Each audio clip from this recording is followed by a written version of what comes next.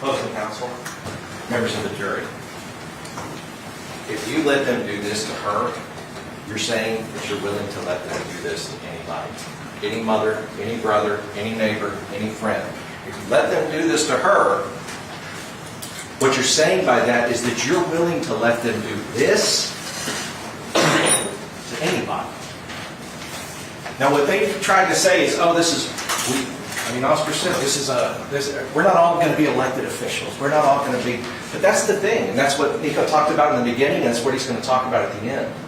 Is that it doesn't matter who's in this chair.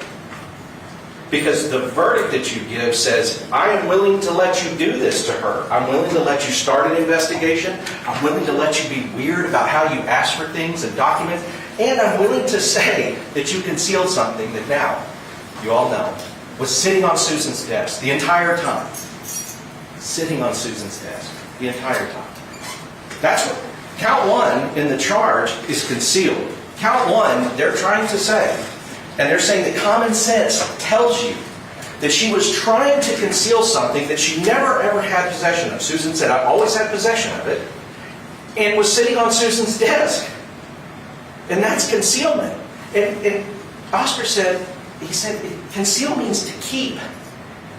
See, that's the problem we have here, is that they're not operating on definitions and they're not using their words right, because conceal does not mean to keep. I'm keeping this right now, it is not concealed. That's it. I'm keeping it not concealed. Susan kept all those documents, and they were not concealed. They were sitting right there. And think about common sense. Somebody who wants to do that would never, ever, ever, ever, ever leave those documents in the possession of somebody else. They wouldn't do it. They wouldn't do it. So there's another explanation, and the explanation is the one that they have tried as hard as they can to not state this entire case. But I want to go back to the beginning, because the one thing that I told Nico is I want to be able to talk to you guys right now and talk to you about what I said in opening, because you heard from me first. And the first thing I said was they set a trap. They set a trap and they didn't get anything. They didn't get what they were trying to get from her. They didn't get anything off the wire. They didn't get her to make any admissions. But what did they promise you?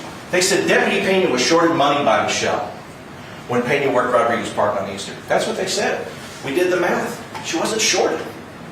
That was something they said at the very beginning to try to make you believe that she was stealing money from her deputies.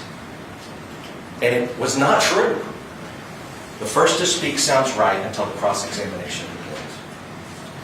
Deputy Pena will tell you that Michelle said, get me all the reserves you can get me. She never testified to that. At all. Never said it. They said the handwritten cash logs written by Michelle would be in two different colors of ink with different pens to make it look like the record had been created over time. And when she said that, that sounds bad. What? She was doing that? But then when Susan got up there, she said, the only one that you can see that are in two different colors. She said, I don't even know who wrote those. I'm part of it, but it wasn't her writing. That's what I'm saying. In opening statements, those are not just telling you what the evidence is, they're auditions. There are auditions to you about how, can you trust us? Can you trust what we're telling you about the evidence? And when I went through that timeline, you saw with every witness that everything I told you in opening statement came out in this trial. Everything. And they continue to try to, whatever they can think of in their heads to make you think that she's a bad person, that she's guilty, that she's stealing. It's ludicrous. It is. It's ludicrous. That she's even sitting here is ludicrous. That they would do this to somebody in our community. I don't care who they are. It's crazy. This thing is crazy. This sheet that they're talking about, she testified. It's not her writing. It doesn't have anything to do with Michelle. Deputy Calvin O'Neill, and Oscar talked about this, testified on direct he was a reserve deputy from June 18 to June 19. You heard him say that when Don was asking the question. 1 year, I was a reserve. And then he said, and I was working reserve, or security as a reserve, and I wasn't getting paid. But on cross-examination, he had to admit he was actually only reserved from June to November.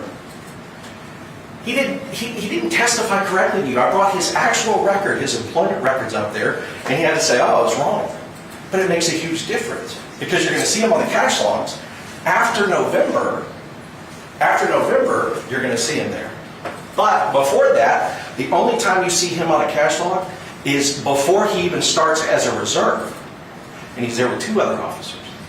Because just like anybody, you go and kind of see what's going on before you start your job.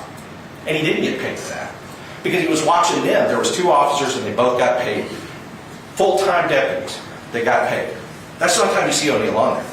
In the security agreement, when O'Neill is written there. That was in May of 2019. But if we just left it there, after 2018, he's full-time. So, if they just left it there, think about that. He's the only person they brought you to testify working security as a reserve. He was wildly inaccurate when he testified to you about it, and the state was willing to let him do it. That did not get corrected until I brought his employment record up. They got access to that because it doesn't fit their narrative. They need him to be a reserve all the way to June, so that when you look at those documents, it looks like he was working as a reserve, and she was keeping the money. That's reasonable doubt right there. He doesn't even know when he was working. And they want you to say that is evidence beyond a reasonable doubt that where's the money? Where's the money? Ken McGlamory, Director of Bear County Parks, testified Eastern County Security Program had nothing to do with pavilion security. They were completely separate. Testified Henry Guerrero, not Michelle, was the one who made the mistake. And this is important too. On cross-examination, I showed him his report, and he looked and he said, yeah, it was Henry. Yeah, we looked into it, and it was Henry that actually made the mistake. And then what did they do? That's what I'm saying. This is why I can't understand this. Then they put Henry on to say, no, it wasn't my mistake, it was her. They don't care how the evidence is coming out here. They have their plan, and they're going to do it. They're going to put a guy who told you a falsehood. And just with McGlamory, just so it's cleared up, March 21st, 2019, he is asking the constable's office for that security on that day. So on the video, when Michelle says, look, we were requested by them, by the parks, that's his email, that's in the evidence. Asking them for those officers. Michelle was one of the ones that worked. You'll also see here, this will be in addition to any reservation holder event security. They're completely separate. I know that this is confusing. Park security, pavilion security. From the beginning, it's been determined. But all of ours, what did he try to tell you? He tried to tell you, well, honestly, they shouldn't have even had to pay because we were covering the whole park. But that's not how it worked. Henry, when I talked to him, that's the thing I made. He said, I got my email cancellations about on Friday. Michelle called me on Saturday. I had no other communication before that. But then what did you see? 419. Hi, Vela, this is Henry. Here's what it costs to rent pavilion number 1, which is the pavilion we're talking about. Okay, I'll have the money for you on Sunday. I'll be there by 7 a.m. I also work too, thank you. And here's the other thing. All of this stuff about it's weird that she would have this event and work. She's a mother. She's got a family. Who wouldn't want to be like, look, I have to work for my family, but I'm working at a park. Why don't you all come there? I can walk around the park, I can do the security, and I can see my people. That's not weird. My mother would do it. Anybody's mother would. Anybody's father would. If you had the opportunity to do it, and she thought that she did, because Henry told her and he made a mistake. I told you in opening statement, I said, Henry made a mistake. And it came true in the evidence. And that is, you can't say that about what they're telling you. Susan Tristan never testified she put cash locks in the subpoena response. Never testified that Michelle took documents out of the stack. You had no testimony. There's all this intimation that you have no testimony. None whatsoever. That Michelle put documents out. That Michelle told her, hide these records. Or destroy these records. Or let me have these records. Think about 7 copies. Because the state keeps saying common sense. And I know we talked about advocacy. This isn't advocacy. I am a little loud and furious. I'm furious about this. And you should be too.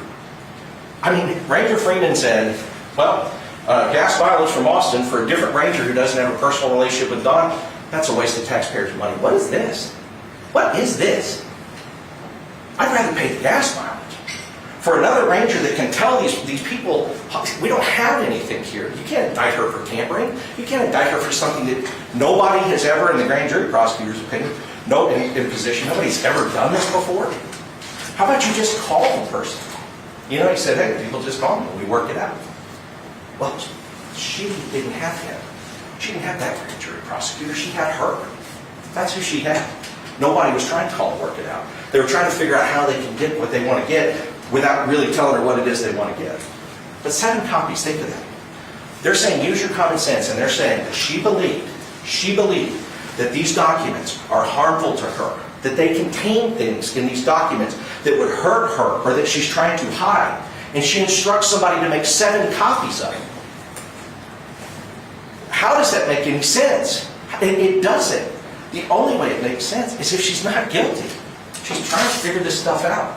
5 minutes. It's confusing. Thank you, Judge. Susan kept the originals with her the entire time. And so we'll look at these pictures.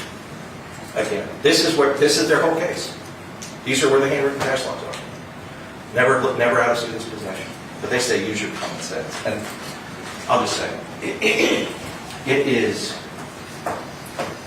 a fact that every time that somebody sits on a jury, you are making decisions about who we are. You're making decisions about everybody else in the county and what we're willing to tolerate. And if you're willing to let them do this to her, what you're saying with that verdict is that you're willing to let them do it to anybody. And in this case, it boggles belief. The jury charge says concealed in count 1. How can you not have a reasonable doubt that she concealed something that she never took? I mean, there was no evidence whatsoever that she tried to do anything with it. None. It's empty. It's a hole. Handwritten cash logs in count 2. They never provided any evidence that it was made and it was false. They don't have any evidence that it was false. They only said, oh, well, this is different than this. But the explanation could be, oh, well, somebody was scheduled to work and then they couldn't and somebody else worked it. That's what reasonable doubt is.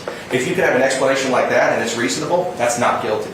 Because they didn't provide anybody to say that anything on there was false or that it was a lie or that it wasn't true. No witness said anything about it. No witness said anything about it. And remember, with the handwritten cash logs that they're talking about in count 2, they have to show that she made it knowing that the grand jury investigation was pending. And so I'm going to sit down, and I know Nico wants to talk to you. He gave me this opportunity, and we talked about this, and I appreciate it. I wanted to look you in the eyes and say, what I told you in opening statement came out. What they told you did. And if you let them do this to her, you're going to let them do it to anybody.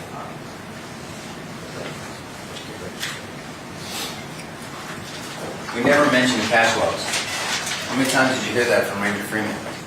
We never mentioned cash logs, but this is all about cash logs. You heard that. That's in the indictment. The judge has read it to you. You're going to take it back there. I want to make a quick comment before I get into the evidence. There's a trial lawyer saying that says when you have the law on your side, you argue the law. When you have the facts on your side, you argue the facts. When you have neither, you make comments about opposing counsel. I don't apologize. With all due respect, please hear my heart when I say this. I don't apologize for representing any one of my clients. And my client today is Michelle Barrientes Vela. I'm proud to represent her. We talked about this in board. I remember in jury selection that during the state's case, it's going to sound like a waltz. It's going to look like a waltz. It was a very bumpy waltz, but it was going to be a waltz. And then when we asked questions, it was going to be like a tooth extraction. Remember we talked about that? Because I didn't know how he was going to testify. We didn't know how their witnesses were going to testify. We knew what the evidence was. And many times we knew the evidence better than them. And they've had this case for how many years? And they spent how much of our taxpayer resources on this? To find justice? Well, the reason why I get passionate is because of what we talked about during jury selection. I am passionate about our justice system. I've done it from both sides. I was the district attorney, as we talked about before, and I'm a defense attorney now, and I love doing both jobs. They both have a purpose in our community. But that means something to me. That represents our Constitution. Constitution means our structure. The structure that sets the tone for anybody in our community. Forget me, forget us. It's about the community as well. Remember I said today, this week, it's going to be about Michelle? But it's really about anybody that's sitting in that chair. And we went over what everything means, but specifically what that means. The blindfold. It's not made out of mesh, and you're not supposed to do this when you want to. It's supposed to be over your eyes. We talked about in jury selection that we don't prosecute politics. We don't prosecute personalities. Can you imagine in the history of our lives, as all of us, as we mature in this thing called life, if we ever got prosecuted for a season in our lives, we'd all be in trouble at some point in our lives before we mature. And we don't prosecute ideology. We talked about it in jury selection. Last part, the role of the juror. We talked about this as well. I think this is the strongest statement you're going to read about what your role. Why our system was set up of the people, by the people, and for the people. Because you're the big equalizer we talked about. I consider Thomas Jefferson, I consider trial by jury as the only anchor when the government starts drifting out of the bay. The only anchor. Yet imagined by man by which government can be held to the principles of our structure, of our Constitution, right? And that's why you're here. You are the big equalizer in Lady Justice.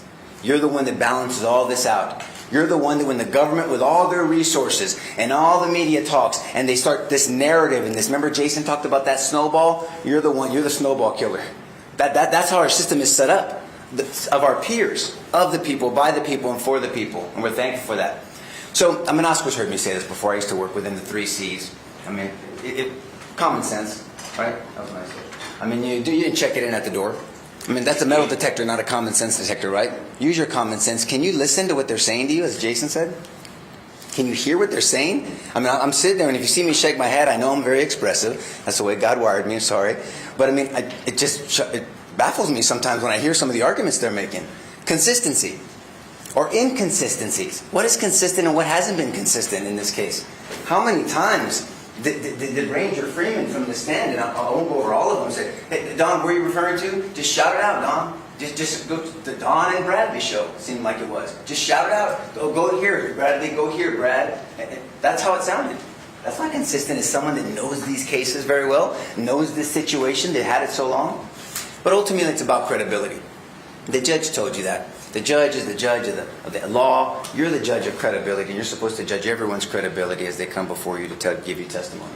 So let's talk about this. So Easter Sunday, Jason went over this with you. So this is the incident. Have you noticed that she's not charged with anything from Easter Sunday? Why? Because they don't want to talk about tampering. They went to the first 4 days of trial. 4 days. I was just waiting. I said, can we move along, guys? You know it's not in the indictment. 4 days in trial, we're talking about everything other than what's in the indictment. All right?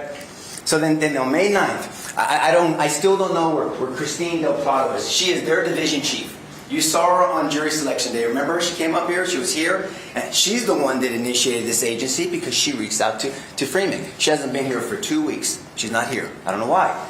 And so he testified to that a DA's office is not usually an initiating agency. They're a reviewing agency. But they're the initiating agency in this situation. The DA's office initiated this investigation. So we have 6-3. This is important because it was memorialized on 6/19. Remember that reprimand? But it was referencing back. Remember this reprimand? It was referencing back to 6/3. Why is that important? Because this stuff was being acknowledged and reprimanded and attempted to be corrected by Michelle before she even was given a subpoena. How can they say that she knew? She's a mind reader, so she knew what Brad and Dawn were cooking up. And she says, I'm going to have her voluntarily sign this. We don't see any objection, nor did Susan testify to any, by the way. No objection. She was shredding documents. She said it. And she was shredding which documents? Remember that? Security agreements. Why is that important? Because after the first subpoena comes, what are they asking for? Security agreement contract records. They didn't ask for cash logs. Security agreement contract records. And it's right there. And remember, Bradley Freeman, Ranger Freeman said, and we even bolded it for her, for whoever the custodian of record was, but they knew who they were talking to. Security agreement contract records. There's no mention. He said it over and over again. And I was just trying to walk him through it. We never asked for cash logs. I know, Ranger Freeman. Can we just, let's walk through it. We never asked for cash logs. You know what's in the indictment, right? Yes, we never asked for cash logs. He testified that he had something like this in his hand. He was on this record. This was in my hand when I drafted up that first subpoena. He drafted all of them, by the way, right? This was what he was holding in his hand. And we're going to dissect this here in a second. We never mentioned cash logs. That's the only thing in your indictment. So now we have 6/12. So the subpoena is given. Tristan, he calls her Susan, calls Ranger Freeman. This is going to be very important, guys, because you have to listen. Look, what we talk about is one thing. Hopefully you take it in. But it's all about the evidence that you have to consider back there. Susan called. She testified from the stand. They had the opportunity. They've been talking to her for 3 years. They could have asked her anything they wanted. She never said that on this date or this date, Michelle told her to make anything, hide anything, destroy anything. You didn't hear that. You'd have to make it up. You would have to insert evidence in there and say, well, if she would have done it. No, it didn't happen. She was right here. Dawn and Oscar could have asked her any question they wanted to. She never testified that. She actually says, and we're going to get to it in a second, that she didn't talk to Michelle about collecting records at some point till way after, so sometime down the road. So doesn't talk to Michelle here. That's a subpoena. They allege, and this is what's not going to make sense, that in the morning, I think Susan said, "You need a lawyer." That's what Michelle allegedly said to her, and then walked into her office. And that was it.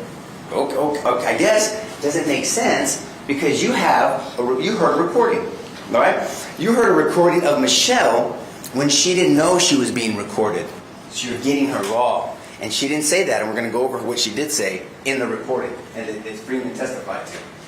So here it is. Susan Tristan meets a Ranger Freeman and provides, remember those cash logs? This is Susan's system. She testified to it. Ranger Freeman this is not Michelle's system.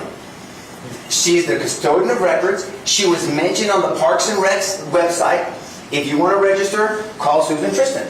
That's it. This is her records. I asked Ranger Freeman, what about the records from all of 2017? We don't have them. How about, I asked them, there are certain portions of 2018, and we don't have them.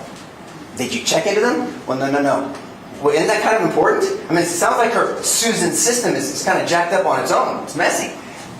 This is messy, okay? But this is what she turned over to him.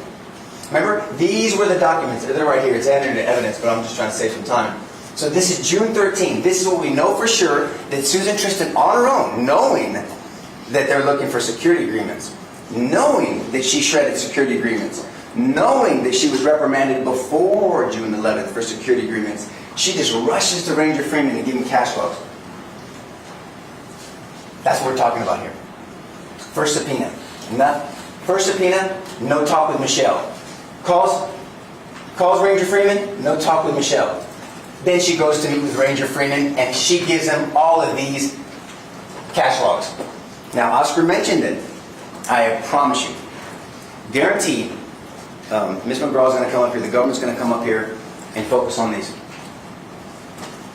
This is evidence they're going to want you to believe that Michelle made some documents to trick them in their grand jury investigation for security agreements, which they got a bunch of security agreements.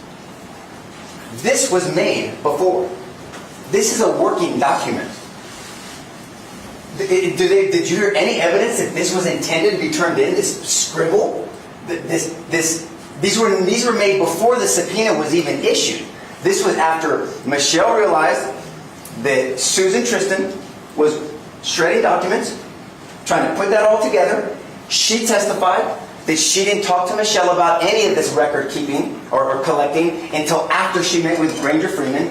So they cannot, in good conscience, let me make this statement, I say this humbly, but very directly. They cannot, in good conscience, based off the evidence, not my opinion, based off the evidence, tell you that that was made in response to the subpoena. Because Susan Tristan didn't say that. She said the opposite.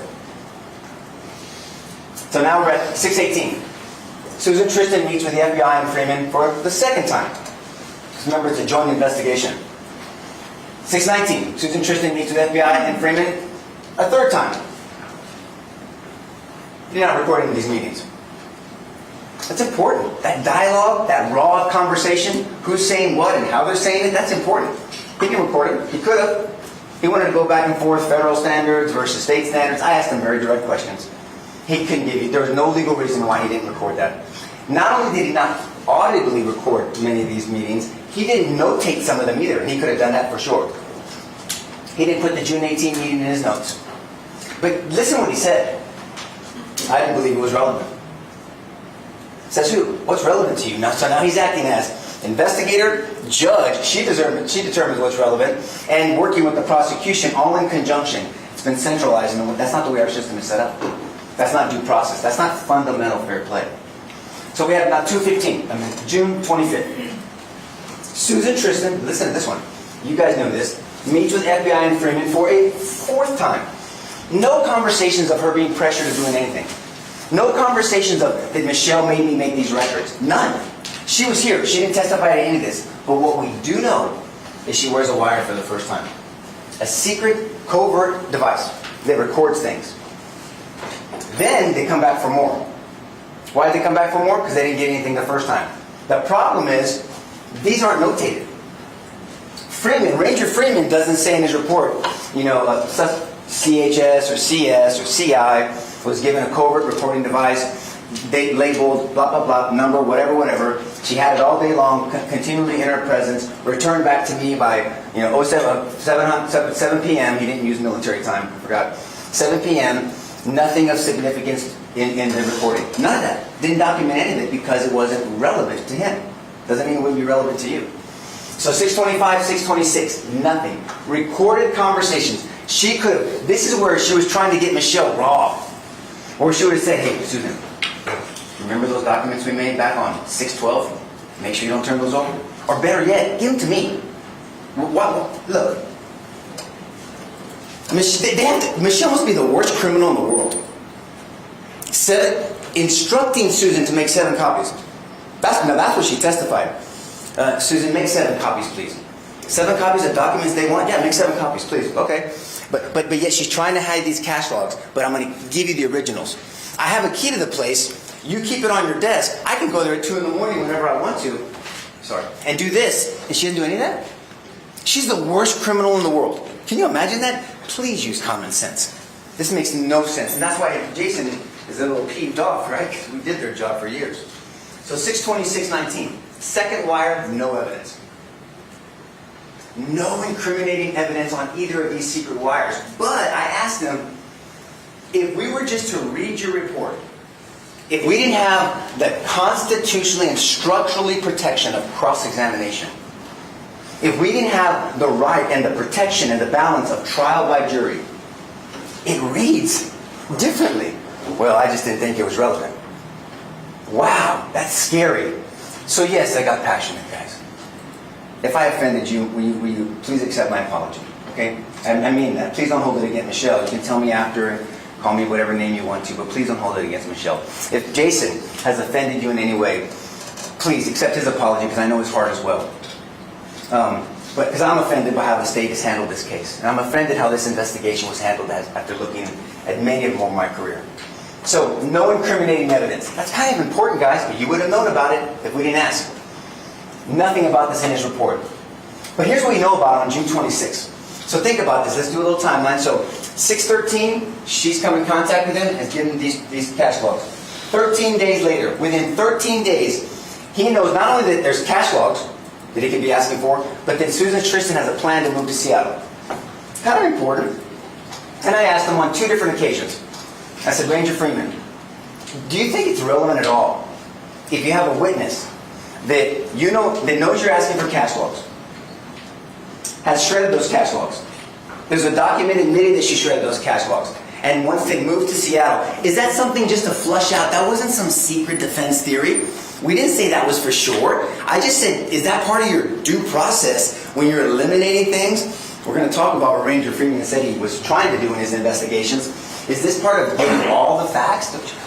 We trusted Susan Tristan. I stopped counting after 7. I did. I don't know if you counted more. We trusted Susan Tristan. I jokingly said, how tall are you? I thought he was going to say, we trust Susan Tristan, but he said 6'4". So here we're back on 7. We're July 18th. DA sends the second subpoena. Now, I'm not going to go through it because you guys have it in evidence. There's 4 of them total. We never mentioned cash logs. He said that again. So now we're going to spend some time here. 7/24. Susan wears the wiretap for the 3rd time and meets Freeman for the 5th time, and then gives more of this of Susan's system.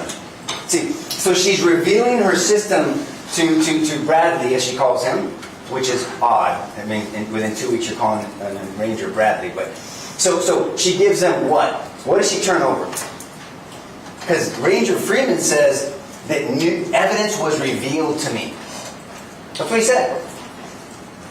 This was revealed to him. Remember I went through this exercise? I said, what does reveal mean to you? Something new that was made unknown known. Number 3 was given to you on 6/13. Number 5 was given to you on 6/13. There's nothing revealed here. Well, that's my... So these are duplicates. Well, and he went back and forth with me for a little while, but then admitted that. He testified on the first day. This is why this is important. What did he tell you when they brought him up there the first day? The purpose of investigation is to present the facts. In your heart of hearts, do you believe that they presented you all the facts? But that means to me that if we weren't here to cross-examine, and Jason and I and our team to do what we do, would you have a clear understanding of what's going on? That's what that means to me. I did it. I understand that process. To ensure justice is done, present all the facts. Present the facts. And find the truth. Part of finding the truth is finding evidence of innocence. We talked about that. Because he said whether someone did something or didn't do something. It's just as important, it's in his transcript, it's just as important if the facts say a person didn't do something wrong. If it wasn't for the constitutional protection and due process protection of cross-examination and effective systems of counsel, would you know the full picture? You would not. He testified on the last day. They came up with a plan. The first 2 secret wires didn't work, so we have to have a plan. And their plan was what? And Jason likes to call it a trap, and it's true. But what was this planned trap? Man, nothing's happening. I don't know why. I'll do this. Let's do a fake call. And then you act fake nervous. So fake call, fake nervous. He testified that, and it's a strategy, I believe he called it. They can lie. And I'm not saying, that's just the way it is, if we like it or not. They can lie. They came up with a strategy. Fake call, she acted nervous. That was the plan. They were going to hope to try to secretly record Michelle saying something incriminating. But nothing happened. There was no incriminating. Oh, they provoked the information, I promise you that. But not the information they wanted. Susan Tristan told Ranger Freeman on that wire, on the secret wire that he accidentally recorded himself. That's why I get passionate, guys. You have a ranger that was trying to do his job, fair enough, and secretly record a suspect, but accidentally recorded himself and revealed evidence of innocence, and it's nowhere in a report. They didn't tell us about it. They turned over the recording. But no one said, hey, by the way, this is some evidence of exoneration. Here it is. Nobody told us. If we didn't scour through all of this, and he didn't want to admit it. Michelle, in that recording, Susan tells Freeman, when I was leaving, right before I left, Michelle told me, don't worry about this. Just be truthful. We didn't do anything wrong. Now, there was some evidence that Chief Castillo said that. But let me tell you exactly what happened. They were all there. Remember, Susan said it. This was the collective idea of the whole administration. They were all there in some room. Michelle didn't say, hey, Susan, hold on, before you go meet with them. Hey, don't forget about those things I wrote. Remember those ones I drew out? Hey, don't forget about the things that I told you to do. Nothing. What does Michelle say for sure? They heard. He heard on the wire when he spot listened to it. Remember that? Remember when I went back and forth with him, and this is why I was getting passionate. He said, I didn't listen to the wires. I said, why not? Because, I'm going to pause because it was really amazing to me. Because Susan Tristan told me there was nothing important on those wires. Susan Tristan, a CHS, I guess he trusts her completely. He said he did over time. So she could have told him anything. Susan Tristan told me that there was nothing important on those wires. But guys, there was something very important on those wires. Because not only did you hear Chief Castillo that Susan took at it was Michelle's statement, because Michelle was there going, yeah, just tell the truth. Do whatever you feel is right. Michelle's voice, by the way, Freeman testified to it. You're going to be good.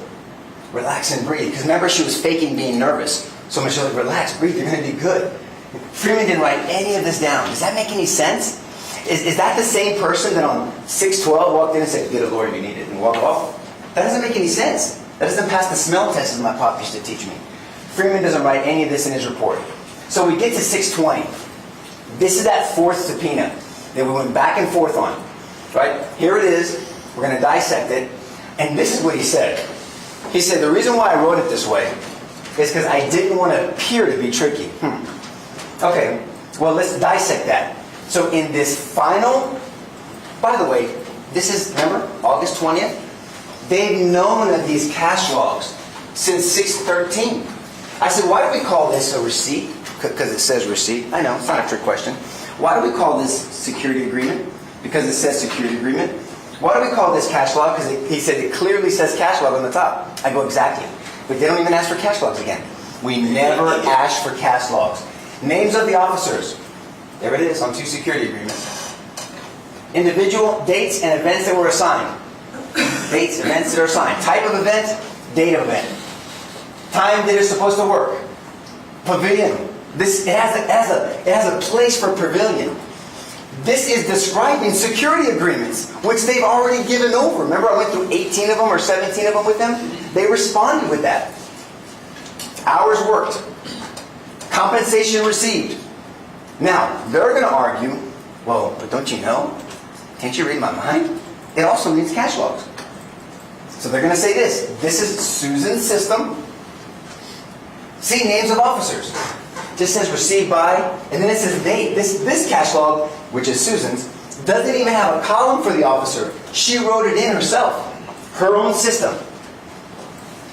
The event, not on some of these cash logs. He's on one of them. She's not consistent.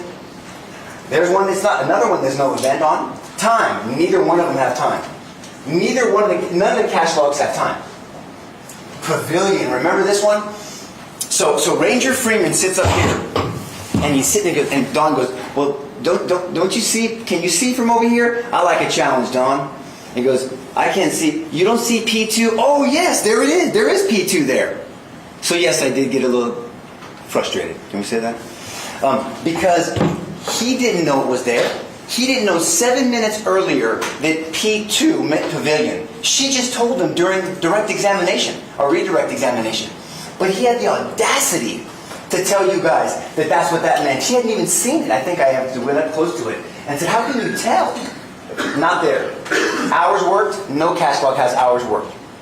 But somehow, Michelle and Les, not just Michelle, because they don't want to talk about her attorney. She hired an attorney, says, I don't know what they're asking for.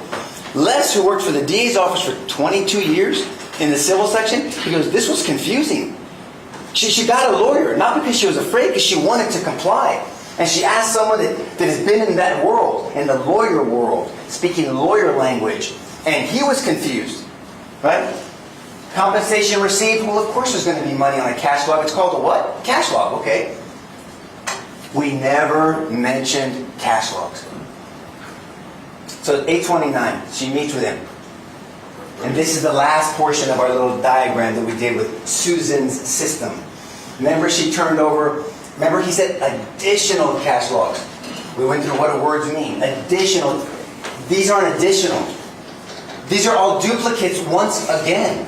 But if we are relying on his report alone, if we just read it, we think that there's this influx of these cash logs. By the way, and they're not. They're all duplicates from day one. From 613. Same ones. So here's 923. FBI raid. 23 FBI agents. A few state agents, he says, including himself. And by the way, this is the day that Michelle announces for sheriff. That's it. It's something to consider. I'm just saying, this is something to consider. No one's saying that's our theme or our theory. It's just something to consider. There's Michelle. There's Susan Tristan's desk. Ranger Freeman didn't even know that was her desk. Do we really believe that? Can we use some common sense? In all of his investigative techniques, he doesn't even know where Susan Tristan sits. She sits here. Remember 31 that Jason talked to you about? There it is. Guess what was found in item 31? You guys heard it. All these cash logs and receipts and other documents. We have that purple folder here somewhere. All the cash logs were here. And you know what? I remember I asked him the only why that some of these original cash logs, because these were the originals. She never gave them originals. Always copies. The reason why there's extra, remember? Because she has a working document. She worked for another 3 months on these cash logs. Because people are renting the pavilion. That's why there's addition. It wasn't Michelle. It's Susan's handwriting. Receipts, cash logs, in Susan's system, on Susan's desk, out in the open for anyone to get, including Michelle, if she wanted to hide them or destroy them. Doesn't make any sense. So, 924. 923. 924. Susan Tristan quits. She quits. I'm done. My job is done. She considered herself undercover. Right? And they treated her like she was undercover, by the way. Nobody's ever, I've never heard of somebody treating a cooperating human source this way. Trusting them no matter what. Right? Calling them Susan and Bradley. I've never heard of that. 924. She quits. Michelle's indicted on January of 2020. She's indicted for cash logs, right? Bexar County primary. Not even 6 weeks later, but the primaries, the early voting started 4 weeks later. We said she wasn't in office. There was nothing to hide. Nobody was in danger. Nobody's life or liberty was in danger. None of that thing. The state brings up their last witness to you. Their last witness is a grand jury prosecutor. He testifies to that there's motions to compel. Jason talked about this. I work with a lot of lawyers. I've always worked it out. We just talk. I'm clear about what I want. He's clear. There's no mystery. Here's what I'm looking for. Can we do it? If not, guess what you do? You go to a judge. Hey, judge, they don't want to turn it over. We want this. They make arguments, and judge says, turn it over. Then when that happens, now you have a problem. That didn't happen here. They circumvented that. See, they don't want a judge involved. They don't. We want you involved, thank God. But that's not what they wanted to do. His testimony. He prosecuted in Oasis County. I don't even know why they called him. I'm grateful. I really am grateful they called him. I have never seen a prosecution for tampering with evidence, for not providing materials in response to a grand jury subpoena in my entire career. So can you see why Jason and I are a little bit, because we believe in this thing with the blindfold and the scales and the sword and the foot on the book and the serpent being crushed out. I believe in that. It's not just theory to me. I've done it on both sides. So has Jason. We believe in that. It didn't happen here. And we can't prosecute personalities. We can't prosecute politics. We can't prosecute ideology. That's not the way this thing is set up. That's not our structure for the system. Because be careful the world you help create, because someday you may have to live in it, right? That's what my pop taught me. My pop taught me a lot of things. So what they want you to do is do as I say, not as I do. So they can conceal stuff from us. Ranger can conceal stuff. They cannot write stuff down. Where's the accountability there? See, because what Oscar came up and says, these things don't matter. Man, you're making a conclusion. These things don't matter. Don't look over here. Don't look at this. We want you to focus on Easter Park. Why? Ranger Freeman said Michelle Barrientes Vela was in her legal right to do everything that day. With all due respect to Mr. Reyes, he was wrong. Ken McGlamory said he was wrong. Everybody was wrong. Ken McGlamory, you have the email in evidence. They were wrong. Judge? 10 minutes. Thank you, perfect. They were wrong. But the narrative, the snowball started. That's what got all of this here, while we're here today, going. Right? So it's not relevant. These things don't matter. And because Susan said so. I've never heard that before from a lead investigator. Because fill in the blank said so. I've never heard that before. It's because the evidence says so. That's why. Not because... And they didn't even double check her story. Nobody checked her bank accounts. They checked Michelle's bank accounts. Her bank accounts, they checked them. Nothing. Right? Ranger Freeman checked those bank accounts. He's right here. I'm glad he's here. He checked those bank accounts. He didn't find anything in those bank accounts. Right, Ranger? He didn't find anything in those bank accounts. They didn't check Susan's bank accounts. Right? That's why we get so passionate about this. Because it matters to not just Michelle, but to them. How do you hold the government? How do you anchor them to the Constitution? You. By your verdict, you do that. Now, I probably have 8 minutes and 15 seconds left. This is the hardest part of my job. Because I have to sit down and I can't talk anymore. You guys know I want to talk, okay? But I can't talk anymore. Because they have such a high burden. Because they started first in jury selection, because they opened first, because they present evidence, and they close first, and they sandwich us in. The reason why is because they have this high burden. So I can't talk, and Jason can't talk. And this is hard for me. So if you see me over there looking down, I assure you, I'm just giving you a heads up, my leg's going to be shaking, because that's the way I work, okay? I'm going to be writing stuff down. I'm going to be responding to everything. There's not anything, I promise. There's nothing Don's going to say right now that I don't have a response for. There's nothing Don's going to, with all due respect, Don, there's nothing that Don's going to say right now that Jason doesn't have a response for.